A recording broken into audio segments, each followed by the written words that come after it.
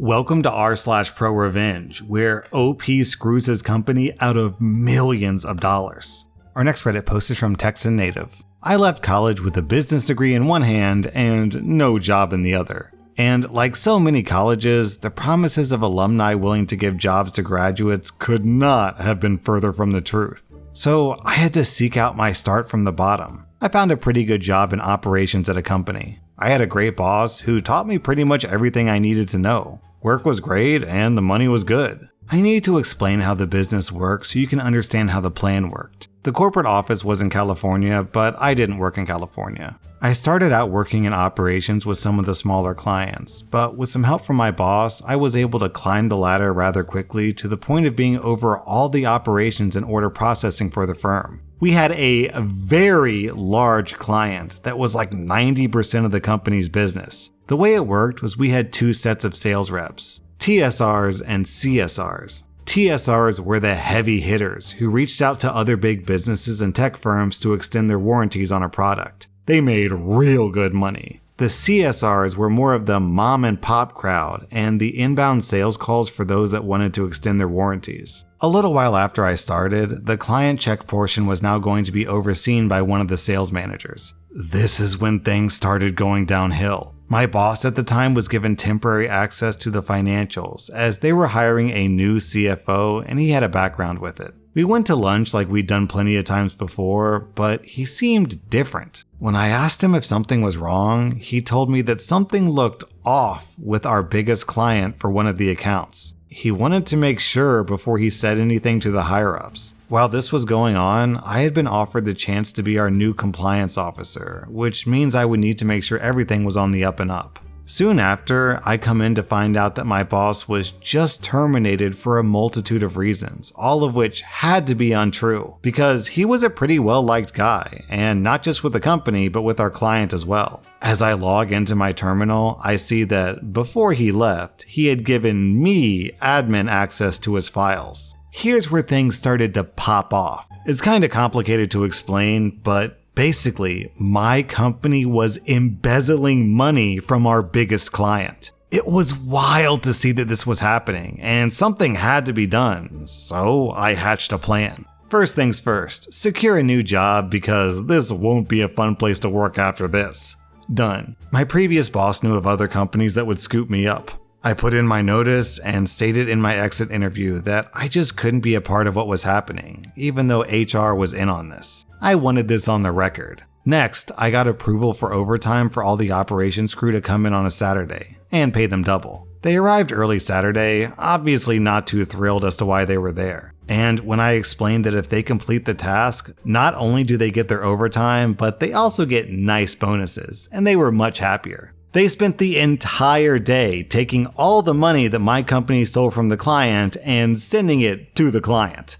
We're talking millions of dollars. When all the sales reps arrived Monday, they were shocked as hell. Not only did they meet their weekly goals before picking up the phones, they made their monthly and quarterly goals too, just 2 weeks into the new quarter. Cheers, partying, yelling, screaming, celebrating, except for sales management. They went from being really excited to skeptical to confused to, oh no, in about 2 hours. They realized where this money must have come from. Because not only did the company hit all their sales, but since it had been over a day, the client came into work Monday to see a very nice payday in their system as well. And like anyone, they'd have questions. And the client said they were coming out to congratulate the team on such great numbers. So management starts scrambling because they can't figure out how this happened, and all under my boss's old login. On my last day, I arrived to the lobby.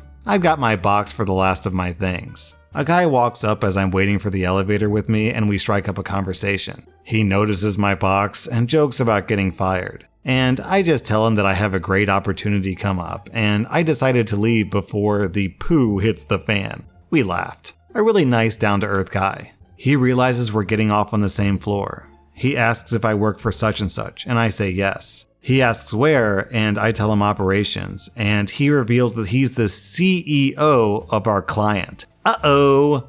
We go our separate ways. The client shows up, and there's a big party. Afterwards, the client says that they would love to get a breakdown of where most of the sales come from so they can allocate more money to that department. Management says, sure, but it made up a lie about how they can't share client payment info due to regulations. Cue my exit from the company. 2 weeks go by and I get a phone call from a number that I don't recognize, so I let it go to voicemail. When I get off work, I checked it to find out that it was the CEO of the client where I used to work. He's had something come up and wants to talk to me. Of course, I'm nervous as hell, but I call him back and he picks up on the first ring, and we get to chatting for a bit, and he finally just asks me, "Why'd you leave?" I tell him I had a great opportunity come up. He doesn't buy it and says that apparently my comment about poo hitting the fan really stuck with him, and he thinks something more is going on. So after a little more prodding from him, I tell him, just look at collections. That's all I can say. He thanks me and I hang up.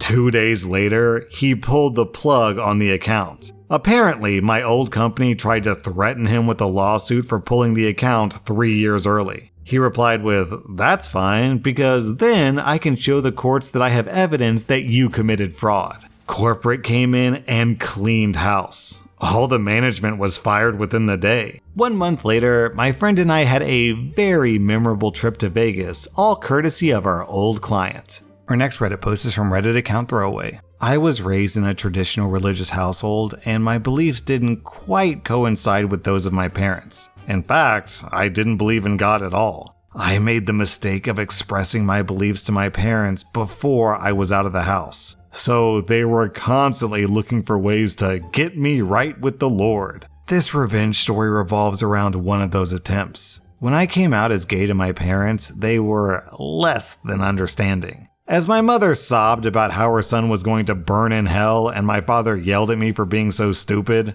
I realized I probably could have held off on telling them, but the damage was done. My relationship was never quite the same with them after that. Soon after my revelation, my mom took me to see a local pastor to clear my head and basically convinced me to just be straight, which was clearly not going to happen. My father wouldn't be caught dead with me on this trip, however, because he was the mayor of our small town. And if word got out about his wayward son's feelings towards men, then his pride would be forever hurt and his public image ruined. After sitting through my pastor's awkward response as to why I should change my sexuality, I went with my mom back home. When we arrived at home, I was greeted by a living room full of my closest friends and family members with somber, pitying looks. Apparently, my mother had taken it upon herself to organize an intervention to instill religious ideals into me. When she sat me down and spoke to me in slow, careful words about how everyone here cared about me and was here to help me with my little problem, I was beyond mortified. I sat and listened as the people that I cared about in the world spat out Christian cliches and Bible verses telling me I would face God's wrath. When I finally was released to my room, I could barely contain my embarrassment and anger at my parents for humiliating me like that and refusing to accept me. I later figured out that my dad was pretty upset with my mom for telling people about my sexuality, but he eventually came to terms with it since all of them swore up and down to tell no one. However, I knew that he was really angry that his beautiful reputation might be ruined, not that I was emotionally dumped on. After this, my relationship never quite mended with my parents, but luckily I was already a senior and ready to go to college. I got accepted to a university pretty close to my hometown that was quite accepting and actually up to date with modern thinking, so that was good. I joined the college's campus pride club and became pretty involved in pride walks and events, and an opportunity presented itself to me that was too good to pass up. A pride rally was being held at my local town that I could attend, so I knew what had to be done. Now, just because I'm gay doesn't mean I dress in rainbows and tiaras all the time. But that's not what my parents thought. The stigma associated with being gay in my town was so exaggerated and homophobic that it was almost laughable. So I dressed up in the goofiest, shortest, rainbowiest clothes that I could find to really drive the point home. I got as many of my campus pride friends to join in the local rally as well, so the turnout was a lot bigger than expected for the event. When I finally got there, I walked all up and down the main streets, down my own block, and even past my dad's place of business and town hall. Since my hometown is pretty small, most people know each other, so I got plenty of scandalized looks and petty little gasps from people I'd met. But the cherry on top came when the local news station came to report on the event. Now, the reporters were technically interviewing random people, but I was more than a bit pushy in getting my own interview.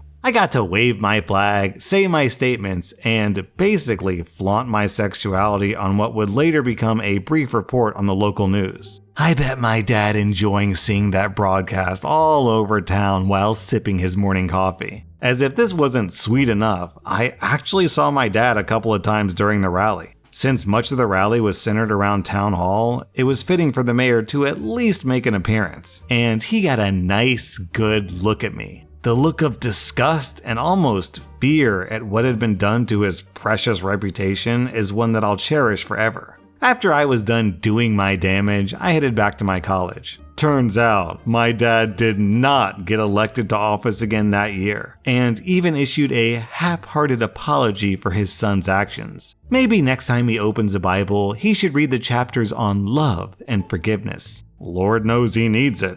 Our next Reddit post is from Harpegist. Decades ago, I was backpacking through Europe with a friend. The trip started off great, but a couple of weeks in, we were in an overnight sleeping car on the train. While the other passengers from our room were in the dining car, my boyfriend tried to sexually assault me. First, I thought that he was joking, but he wouldn't stop no matter what I did or said. I fought. I begged him to stop. He kept telling me I knew I wanted it. He only stopped when the other passengers came in. I was in too much shock and disbelief to say or do anything after. I was in a foreign country, all alone except for him. The next morning, he acted like nothing happened.